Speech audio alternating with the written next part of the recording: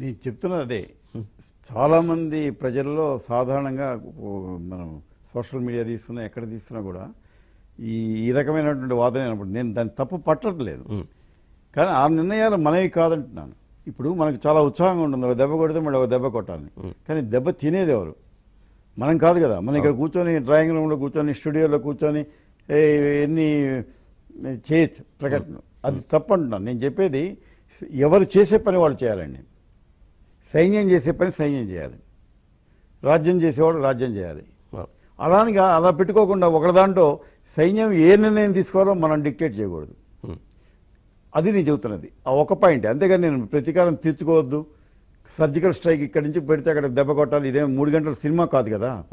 చాలా వ్యవహారాలు ఉంటాయి. అందుకే నేను అమెరికన్ దాంతో పోల్చింది కూడా బిన్ లాడెన్ వెంటనే 24 గంటలు ఏం చేయలేవాళ్ళు. చాలా ఓపిక్గా వెయిట్ చేసి ఎట కొట్టారు దెబ్బ మళ్ళీ. ఆ విధమైనటువంటి యువ ప్రతిభావాలు కావాలి. కానీ ఆవేశాలకి ఇది అవి అనర్థదాయకం కూడా ఒక రకంగా చెప్పాలంటే. సో జనంలో ఉన్న ఆవేశం ఉంటాయి. జనంలో ఇంత ఇన్సిడెంట్ జరిగినప్పుడు ఎవరికైనా కలిగే మొట్టమొదటి భావం అదే, ఏంటి మనం చేతులు ముడుచుకొని ఎందుకు కూర్చోవాలని అనిపిస్తుంది. నేను కాదంటారా, కానీ ఆ నిర్ణయాన్ని సైన్యం వాళ్ళు అక్కడ చేసేవాళ్ళు వాడుకోలేండి. రైట్ సార్, మనం చూసాం 2016లో కాశ్మీర్లోని ఉరిలో సైనిక శిబిరంపై ఈ పాక్ వాళ్ళు దాడులు చేసిన తర్వాత పాక్ ఆక్రమిత కాశ్మీర్లో వాళ్ళ శిబిరాలపై ప్రత్యేక బలగాలు దాడులు చేశాయి. సో ఈ విధంగా ఇప్పుడు ఎన్నికల ముంగిట్లో విపక్షాల విమర్శల నేపథ్యంలో మళ్ళీ అలాంటి సైనిక చర్యలకే ఉపక్రమిస్తుందా లేదా వేరే ఏమైనా స్టెప్ తీసుకుంటుందా అనేది ఒక విశ్లేషణ అయితే కొనసాగుతుంది. మీరేమంటారు దీనికి సంబంధించి? ఇప్పుడు యాక్చువల్గా 1947లో మనకు వచ్చినప్పుడు 48లోనే ఒక యుద్ధం వచ్చింది. మనకు స్వాతంత్రం వచ్చిన కొత్తలోనే ఒకటి వచ్చింది. అందుకే ఈ పాక్ ఆక్రమిత కాశ్మీర్ అనే పదం పుట్టడానికి కారణం అదే. వాళ్ళు చొరబాటుకుంటూ వచ్చారు, కొంత వీడు ప్రతిఘటించారు, వాళ్ళు వెనక్కి తగ్గారు, అంతవరకు బాగానే ఉంది. వెనక్కి తగ్గిన వాళ్ళని పూర్తిగా వెనక్కి పంపించుంటే బాగుండేది. అలా కాకుండా ఇప్పటికి కూడా దాన్ని POK పాక్ ఆక్రమిత కాశ్మీర్ అని అంటారు. దాన్ని అట్నే పెట్టారు. దానివల్ల ఏమైందంటే అక్కడ ఒక సపరేట్ రాజ్యం, ఒక దేశం లాంటి తయారైపోయింది. యాక్చువల్గా వాడు అందరికీ పాకిస్తాన్ సపోర్ట్ అది మనకు ఆ రుణంలాగా అక్కడ తయారైపోయింది. సో వాళ్ళకి చాలా తేలికైపోయింది. జమ్మూ కాశ్మీర్లో, ప్రత్యేకించి జమ్మూలో వీటి చోట ఎక్కడైతే వీళ్ళ హిందువుల జనాభా ఎక్కువ ఉందో అక్కడ చోట కొన్ని ఘోర కృత్యాలు చేయడానికి కానీ వ్యవహారాలు నడపడం కానీ వాళ్ళకి సరిహద్దు అంటూ ఏం లేదు, అంతా ఇప్పుడు ఒకటే కదా. చాలా సులభం అయిపోయింది అన్నమాట. అప్పుడు జరిగింది పొరపాటునండి, గ్రహపాటనండి. అప్పుడు అంతర్జాతీయ సమాజం ఇన్వాల్వ్ కావడం వల్ల తీసుకున్న నిర్ణయం అనండి, ఏదైనా జరిగింది అక్కడ జరిగింది. అప్పటి నుంచి ఇప్పటిదాకా అలానే ఉండిపోయింది. ఇప్పుడు ఏం చేయగలుగుతాం చెప్పండి? వీళ్ళు ఒకటే భాష, వాళ్ళు మాట్లాడేది, వాళ్ళ ఆహార వ్యవహారాలు అదే, వాళ్ళ మనుషులు అలానే ఉంటారు, ఒక రకంగానే ఉంటారు, గుర్తుపట్టడం కష్టం. వాళ్ళు వచ్చి ఆ ఉగ్రవాదులు ఏ రూపం ఎట్లా వచ్చినా కూడా అక్కడ జనంలో కలిసిపోయి ఏదో ఇలాంటి వ్యవహారాలు చేయడానికి వాళ్ళకి చాలా ఆనుపానులు ఎక్కువ. ఇవన్నీ జరుగుతున్నాయి. దానికి కారణం అది. దీన్ని నేను మొట్టమొదటి కూడా ఐక్యరాజ్య సమితి స్థాయిలో మనం దౌత్యపరంగా మనం విఫలమైనామో తెలియదు, సైనిక పరంగా మాత్రం మనం ఎప్పుడు ఫెయిల్ కాలేదండి. నేను అది మాత్రం ఖచ్చితంగా చెప్పగలుగుతాను. ఏ యుద్ధంలో కూడా అప్పుడు భుట్టో ప్రధానమంత్రిగా ఉన్నప్పుడు అప్పుడు యుద్ధంలో మందే పై చేయి, మొట్టమొదట 1948లో జరిగిన ఆ యుద్ధంలో కూడా మందే పై చేయి, వాళ్ళు వెనక ఎడగొట్టారు కదా. అట్నే అన్నీ చేశారు. కానీ దౌత్యపరమైనటువంటి యుద్ధం అంటారు చూసారా, ఆ సమరంలో మాత్రం సక్సెస్ అయినామా లేదా అని నాకు కూడా అనుమానం. రైట్, మరో కాల్ ఉన్నారు చిత్తూరు నుంచి రాజేంద్రబాబు గారు. రాజేంద్రబాబు గారు నమస్తే సార్. నమస్తే సార్. ఇప్పుడు బీజేపీ వాళ్ళు మేము అధికారంలోకి వస్తే పూర్తి మెజారిటీ వస్తే మేము 370 ఆర్టికల్ రద్దు చేస్తామన్నారు. అది చేసింటే కన్నా కొద్దిగా ఆడ ప్రాబ్లమ్స్ కవర్ అయ్యింది పోయి. అది ఎందుకు చేయలేదేమో తెలియదు. వాళ్ళ ధైర్యం లేదా లేకపోతే మెజారిటీ లేదా అన్నీ ఉన్నాయి, చెప్తారు చేయరు. ఆడేమో సానుభూతి ఎక్కువ ఉంటుంది పాకిస్తాన్కి పోయి. దానివల్ల ఏమవుతుందంటే మనం లోకల్ గా అంటే మన ఇంటిని మనం మొదట చక్కదిద్దుకొని తర్వాత మిగతా వాళ్ళపైన మనం ఏదైనా చేస్తే బాగుంటుంది. రైట్ రైట్ రాజేంద్రబాబు గారు. మరో కాల్ ఉన్నారు తెనాలి నుంచి రాజశేఖర్ గారు. రాజశేఖర్ గారు అతి విశేషంగా నమస్కారం అండి. నమస్కారం అండి. హలో. ఇప్పుడు ముఖ్యంగా మన వేరే జవాన్లకి మనస్ఫూర్తిగా సంతాపం తెలియపరుస్తున్నానండి.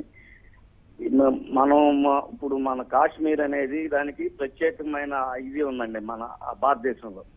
మిగతా రాష్ట్రాలతో కాకుండా దానికి ప్రత్యేక ప్రతిపత్తులు అవన్నీ ఉన్నాయి. ఇప్పుడు మన పార్టీలన్నీ కలిసి దాన్ని రద్దు చేసి ఎందుకు తీసుకురావట్లేదండి, మన దాంట్లోకి విలీనం చేయట్లేదండి.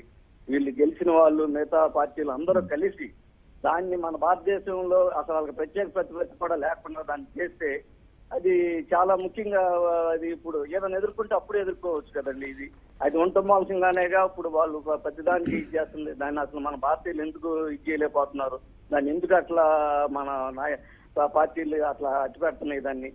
అదొకటి. ఇప్పుడు మీరు అన్నట్టు చైనా వస్తువులు మనం బాగా వాడుతున్నాం. అసలు భారతీయ జనతా పార్టీ పుట్టిందే విదేశీ వస్తు బహిష్కరణ. అది మర్చిపోయారు వాళ్ళు. అసలు అది మర్చిపోయి వాళ్ళు ఇక ఏదేదో ఇక డెవలప్మెంట్ అలా చేస్తున్నారు. దాన్ని వచ్చిన వాళ్ళు అది మర్చిపోయారు. అది నా మెయిన్ పాయింట్ ఏంటంటే కాశ్మీర్ ని ఇప్పటికైనా సరే మన రాజకీయ పార్టీలు అందరూ ఏకగ్రీవం అయ్యి దాన్ని మన మిగతా రాష్ట్రాలతో పాటే సమానంగా చేసేస్తే సగం వదిలిపోదు. ఏదైనా ఉంటే జరిగితే అప్పుడే జరిగింది గొడవ. ముందు రాజ్యాంగం తీసుకొచ్చేస్తే పోదు కదా అని నా ఉద్దేశం అండి. అంతరంగా ముందు మళ్ళా కంప్లీట్ దానికి కూడా సేమ్ ప్రతిపత్తి మన మిగతా రాష్ట్రాలతో పాటు ఉండట్టే మన రాజ్యాంగం ఉండాలి. దానికి అది చేయాలని నేను కోరుకుంటున్నానండి. రైట్. మరో కాల్ ఉన్నారు తాడేపల్లిగూడెం నుంచి అలీ గారు. అలీ గారు అవునండి, నమస్కారం అండి. నమస్తే. ఏవిఎన్ వారికి నమస్కారం. బండారు శ్రీనివాసరావు గారికి నమస్కారం అండి. వారి యొక్క విశ్లేషణ చాలా అద్భుతంగా ఉంది, చాలా సంతోషంగా ఉంది. విజ్ఞతతో కూడుకున్నటువంటి ఆ విశ్లేషణ చేస్తున్నారు, చాలా గొప్పగా ఉందండి. వారికి అభినందనలు తెలియచేయండి. ధన్యవాదాలు. రైట్ రైట్ అలీ గారు. సో 370 ఆర్టికల్ అనేది ఒకటి ఉంది, దాన్ని ఎందుకు మీరు తీసుకోవట్లేదు అనేది అది నేను అందుకనే నేను ఇంకా కూడా చెప్పిన కారణం అదే. 1948లో మొదట్లో జరిగినటువంటి ఒక తప్పనండి, పొరపాటనండి, తెలియకతనం అండి, లేకపోతే బయట దేశాల ఒత్తిడనండి, ఏ కారణం తెలియదు. అప్పుడు అది సరిపోయే కరెక్ట్ అనుకున్నారు, చేశారు. అది ఇవాళ రాచపుండే కూర్చుంది. ఇవాళ 29 రాష్ట్రాల్లో అదొక రాష్ట్రం, కానీ దానికి ఉన్నటువంటి ప్రత్యేక ప్రతిపత్తి ఎవరు ఇంతవరకు దాన్ని కాదన్న వాళ్ళు లేరు. ఇవాళ మనం మాట్లాడుకున్న స్పెషల్ స్టేటస్ డిఫరెంట్ అండి. ఇవాళ మన ఆంధ్రప్రదేశ్ విషయంలో మాట్లాడుకున్నటువంటి ప్రత్యేక హోదా వేరు, కాశ్మీర్ వాళ్ళు అనుభవిస్తున్నటువంటి ప్రత్యేక హోదా వేరు. అక్కడ బయట రాష్ట్రాల వాళ్ళు ఎవ్వరు కూడా పోయి అక్కడ సెంటు పొలం కొనుక్కోవడం లేదు, గజం జాగా కొనలేరు. అది వాళ్ళదే ఆ భూభాగం అన్నట్టుగా మొట్టమొదటిలో ఎందుకు దానికి కారణం కూడా ఉందండి. అంటే చరిత్ర వ్యవహారం కదా. ఒకప్పుడు స్వాతంత్రం వచ్చిన తర్వాత కూడా దానికి ఒక ప్రధానమంత్రి ఉండేవాడు. ఎక్కడ జరుగుతుందండి అది? స్వతంత్రం వచ్చిన తర్వాత కూడా కాశ్మీర్ ప్రధానమంత్రి అనేవాళ్ళు. ఇక్కడ ఒక ప్రధాని, అక్కడ ఒక ప్రధాని. అంటే మొట్టమొదటి కూడా అదొక దేశం అన్న ఫీలింగ్ వాళ్ళకి కల్పించే విధంగా మన ప్రవర్తన ఉంది. న్యాచురల్గా వాళ్ళు అలానే డెవలప్ అయినారేమో నాకు తెలియదు ఈ 70 సంవత్సరాల్లో. ఓకే, వాళ్ళకి అంత ఇవ్వాల్సిన అవసరం ఏంటి? దానికి మొత్తం డెవలప్మెంట్ ఫండ్స్ అన్నీ కూడా సెంట్రల్ గవర్నమెంట్ ఇస్తుంది. అక్కడ జరిగే అభివృద్ధి కార్యక్రమాలకి మిగతా రాష్ట్రాలకి అసలు పోలికే లేదు. ఓకే. సో అంత అద్భుతమైనటువంటి 70 ఏళ్ళలో ఎంత బాగా డెవలప్ చేయాలి. ఒకప్పుడు కాశ్మీర్ అంటే మనం ఏమనుకుంటాం, హిందీ సినిమాలో చూస్తే కాశ్మీర్ అసలు దేవలోకం, స్వర్గలోకం ఇలా ఉంటుంది అనుకున్నాం. ఇవాళ అక్కడ ఉన్న పరిస్థితి ఏంటండి? ఎటు చూసినా ఇటు బాంబులు, ఇటు పక్క మోటార్ వెహికల్స్, లేకపోతే సైనిక వాహనాలు, సైన్యాల కసరత్తులు, కవాతులు, ఇవే కనపడతాయి మీరు ఇవాళ చూస్తే కాశ్మీర్లో. ఆనాటి ప్రశాంతత కానీ, అలాంటి శోభ కానీ అది ఏమన్నా కనపడుతుంది ఇవాళ?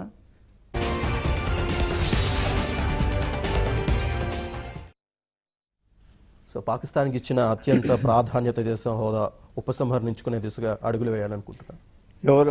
పాకిస్తాన్, కాశ్మీరా? పాకిస్తాన్కి ఏకపక్షంగా అందజేసిన ప్రత్యేక హోదా మనం మాట్లాడుకుని ఇంకా కాశ్మీర్కి ఇచ్చినటువంటి ప్రత్యేక అది కాదు. 370 కింద ఇచ్చింది అది కాదు కదా. ఇప్పుడు మీరు చెప్తున్నది వేరేది. పాకిస్తాన్కి ఏకపక్షంగా అందజేసిన అత్యంత ప్రాధాన్యత దేశం అది ఒకటండి. శ్రీనివాస్ గారు, ముందు అసలు ఏబిఎన్ ఛానల్కి నేను ధన్యవాదాలు చెబుదాం అనుకున్నాను. చివరిలో అయినా సరే మొదట్లో చెప్పాల్సిన మాట ఇది. మామూలుగా రోజువారీ రాజకీయాలు, చర్చలు, ఈ దాని నుంచి కాస్త విడివడి ఇవాళ జాతి మొత్తం నివ్వెరపోయిన సంఘటన మీద మీరు ఇంత టైం కేటాయించడం అనేది చాలా గొప్ప విషయం, మంచిది కూడా. అందువల్ల మీ యాజమాన్యానికి, మీకు, మీ సిబ్బందికి అందరికీ ధన్యవాదాలు. ఒకటి. Thank you. రెండోది, ఈ పాకిస్తాన్కి స్పెషల్ ట్రీట్మెంట్ అంటారండి దీన్ని, ఈ వాణిజ్యపరమైనటువంటి వ్యవహారాలు అన్నమాట. అంటే మరి భారతదేశం పాకిస్తాన్ మధ్య అలాంటిది ఉందా? పాకిస్తాన్ ఇలా ఉందా? లేకపోతే మొత్తం ప్రపంచ దేశాలే పాకిస్తాన్ స్పెషల్ ట్రీట్మెంట్ కింద పెట్టే ఇప్పుడు అమెరికా ఉంటుంది అనుకోండి. అమెరికా స్పెషల్ ట్రీట్మెంట్ కంట్రీస్ అని కొంతమందిని పెట్టుకుంటారు వాళ్ళు.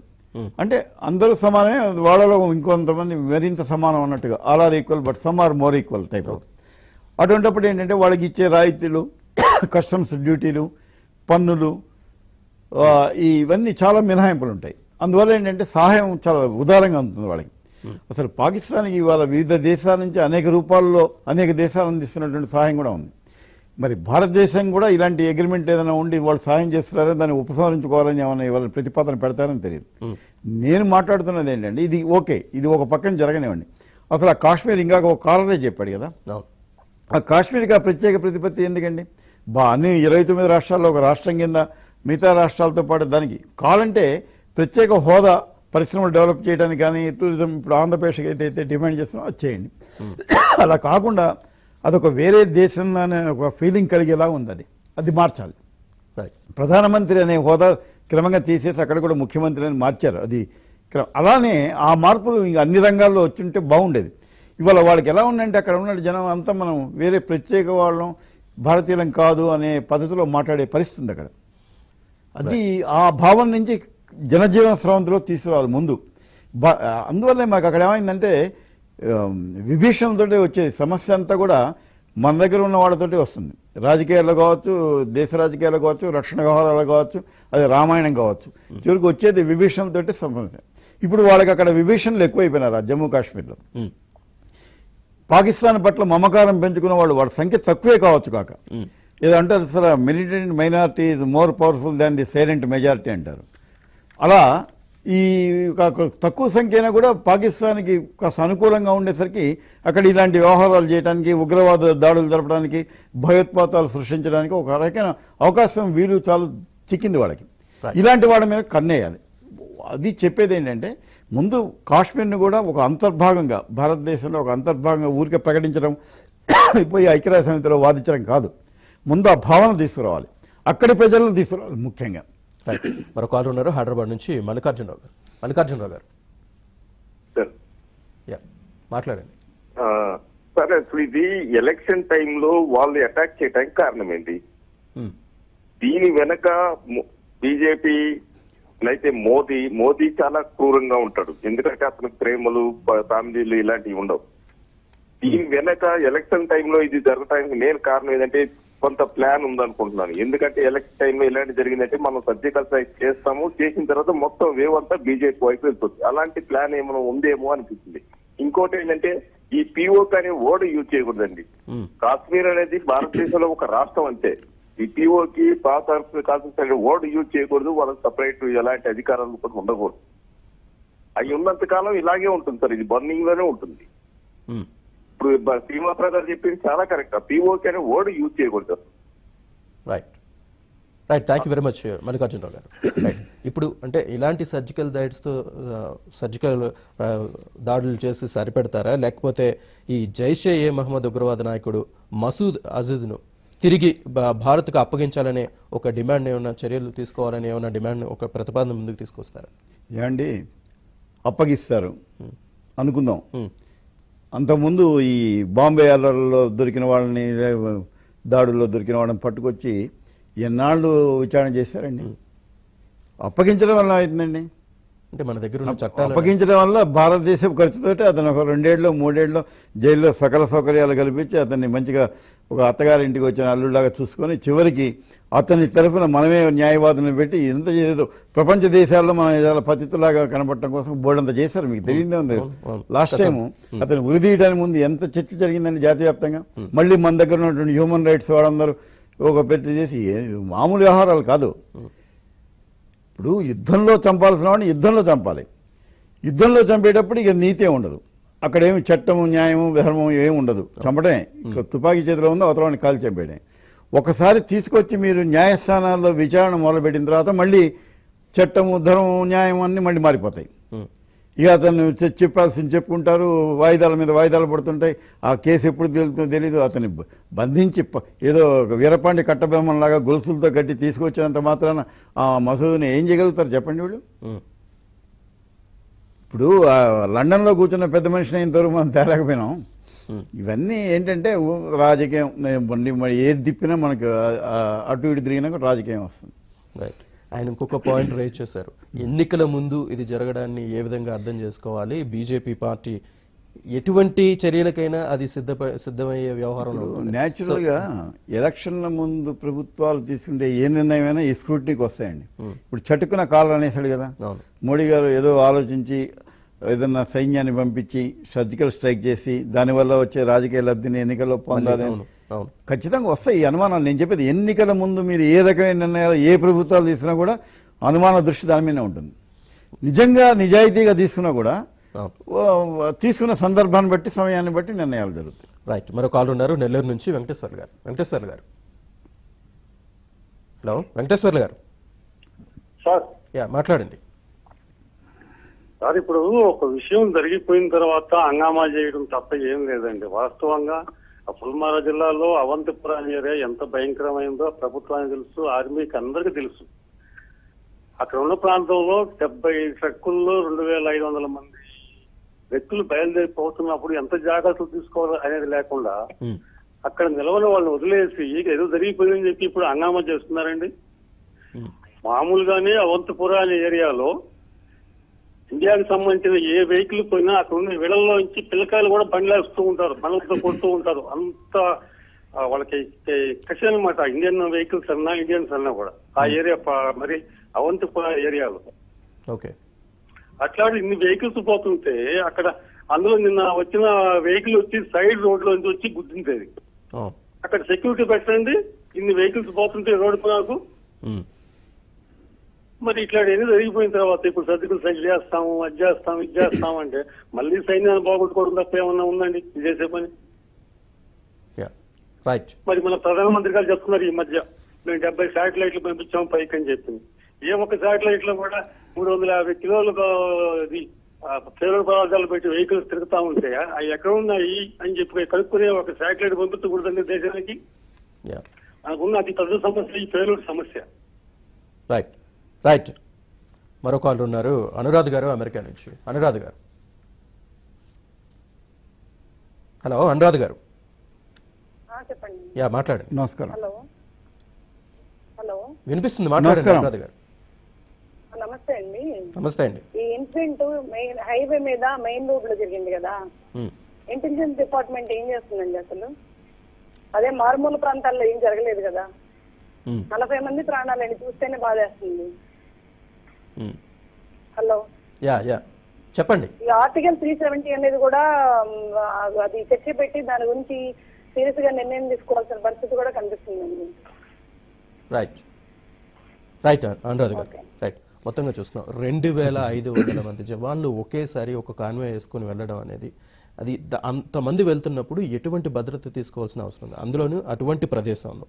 సో ఒక ముఖ్యమంత్రి మంత్రి వెళ్తేనే ఇక్కడ జనాన్ని ఆపి వాళ్ళు వెళ్ళేంత వరకు ఆపిన తర్వాత వాళ్ళు సిగ్నల్స్ ఇచ్చి మళ్ళీ పంపిస్తారు. సో అట్లాంటి వ్యవస్థలు నడుస్తున్నప్పుడు ఎందుకు అలాంటి చర్యలు అక్కడ ఎందుకు తీసుకోలేకపోతున్నారు? కాదండి, మీరు శ్రీనివాస్ గారు అది ఇన్సిడెంట్ జరిగిన దృశ్యాలు కనుక మనం టీవీలో చూసినప్పుడు ప్రతివాడికి కలిగిన అనుమానం ఇది. ఇదేంటి వీళ్ళు ఇది రైలు పెట్టి ఇప్పుడు జవాన్లను తరలించే కార్యక్రమం ఇంకో రకంగా ఉంటుందండి. జవాన్లను తరలిస్తుంటే ఏదో స్పెషల్ ట్రైన్స్లో పంపించడం చేస్తుంటారు. వాటికి కూడా చాలా బ్రహ్మాండమైనటువంటి బందోబస్తు ఉంటుంది, మామూలు కాదు. ఇప్పుడు కనీసం ఏదైనా ల్యాండ్ మైన్స్ పెట్టారని చెప్పి చెక్ చేయటం ఇవన్నీ చాలా జరుగుతాయి. మరి అదేదో పెళ్లికి పోతున్న వాహనాల లాగా శ్రేణి అలా కనపడింది. అది తర్వాత ఇంకాక అమెరికన్ కాలర్ ఆవిడ చెప్పినట్టు కూడా నిఘా వైఫల్యం. అది ముందు పట్టుకోవాలి, ఎందుకు ఎలా సడన్ గా వచ్చి వాళ్ళు అలా కొట్టారంటే వాళ్ళు ఆత్మాహుతి దాడం అయిండొచ్చు కానీ అక్కడ నిఘా వైఫల్యం. అసలు మొత్తం సైన్యం పనిచేసేది నిఘా మీద కదా, అవతల శత్రు సైన్యాల కదలికల మీద ఒక కన్నేసి ఉంచుతూ ఉంటారు కదా, మరి ఏం చేసినట్టు? కాబట్టి అండి వాళ్ళ అఖిలపక్ష సమావేశంలో వీటన్నిటికీ కాస్త వివరణ ఇవ్వాల్సిన బాధ్యత ప్రభుత్వం మీద ఉందండి. ఊరికి అక్కడ ఏదో నిర్ణయాలు తీసుకోవడం, ఒక సంఘీభావం తెలపడం, లేకపోతే జాతి తరఫున వాళ్ళకి నివాళులు అర్పించడం, ఇవన్నీ మామూలు జరిగే పనులు. అవన్నీ జరుగుతూనే ఉన్నాయి ఇప్పుడు దేశవ్యాప్తంగా. నా పాయింట్ ఏంటంటే ప్రభుత్వం అసలు ఏంటి నిఘా వైఫల్యానికి కారణం ఎవరు, అది ముందు బాధ్యతని ఫిక్స్ చేయాలి. తర్వాత రెండోది ఇలాంటి జరగకుండా ఏం చేయాలి, ప్రతిపక్షాన్ని కాన్ఫరెన్స్ తీసుకొని కొన్ని విషయాలు చెప్పాలి. తర్వాత ఎందుకు అలా జరిగింది, ఇలా కాన్వాయ్ లాగా అన్ని వెహికల్స్లో సైన్యాన్ని తరలించాల్సినటువంటి అవసరం ఉందా, ఇంతవరకు ఎక్కడ జరిగిందా, జరగకుండా మొట్టమొదటిసారి జరిగిందే, ఇవన్నీ కూడా బయటికి రావాలండి. ఇవి చూస్తుంటే మాత్రం అందరికీ కలిగే సాధారణ పౌరుడికి ఎవరు చూసినా మొట్టమొదటి వచ్చే అనుమానం ఇది. రైట్. దాడికి పాల్పడిన వ్యక్తి కూడా ఎక్కడైతే సంఘటన జరిగిందో సంఘటనకి 10 కిలోమీటర్ల దూరంలో ఒక గదిని అద్దెకి తీసుకుని అక్కడే ఉండి దీన్ని అబ్జర్వ్ చేశారు అన్నది కూడా ఒక వాదన వినిపిస్తుంది. అదేనండి, ఇప్పుడు వాళ్ళు ఇవన్నీ ఇప్పుడు బయటకు వస్తున్నాయి కదా, ఇది ఇంతకు ముందు ఎందుకు బయటికి రాలేదు? చూడండి, సాధారణంగా ఇలాంటి జరిగినప్పుడు ఒక ప్రకటన వస్తుంటుందండి. నిఘా బృందం వాళ్ళు ఇచ్చారు, ముందస్తు సమాచారం ఇచ్చారు, అయినా కూడా ఎవరు లెక్క పెట్టలేదు. మీరు చూడండి, మన దగ్గర హైదరాబాద్లో జరిగినప్పుడు కూడా ఇదే మాటలు వినపడ్డాయి. మరి నిఘా ఎందుకు పెట్టినట్టు, ఆ నిఘా బృందాల నివేదికలు ఏమైపోతున్నట్టు, దాన్ని లక్ష్య పెట్టకపోవడం, ఎక్కడో చోట ఒకళ్ళకి బాధ్యత ఉండాలి కదా. నేను చెప్పేది అది. ఆ బాధ్యుల్ని పెట్టుకొని ఇలాంటి వాళ్ళ ప్రమాదం కదండి. అంత నిర్లక్ష్యంగా వ్యవహరించేవాళ్ళు, బాధ్యతారాహిత్యంగా వ్యవహరించేవాళ్ళు సైన్యంలో ఉన్నారనుకోండి, అధికారులు కావచ్చు, వాళ్ళు ఎవరిని కావచ్చు. ఇవన్నీ కూలంకషంగా ముందు జరగాలి. ముందు మనం ఆత్మవిమర్శ చేసుకోవాలి. ఒక ఇన్సిడెంట్ జరగగానే ప్రతీకారేచ్ఛ దెబ్బ కొడతామని కాదు. అసలు జరగడానికి కారణం ఏంటనేది మనం అన్వేషించుకోకపోతే ఆ సమాధానం ఇబ్బందికరం అవుతుంది. Right. Thank you very much Banerjee Srinivasarao గారు పబ్లిక్ పాయింట్కి వచ్చి చర్చలో పాల్గొన్నందుకు. ఇది ఇవాళ పబ్లిక్ పాయింట్. చూస్తూనే ఉండండి ABN ఆంధ్రజ్యోతి.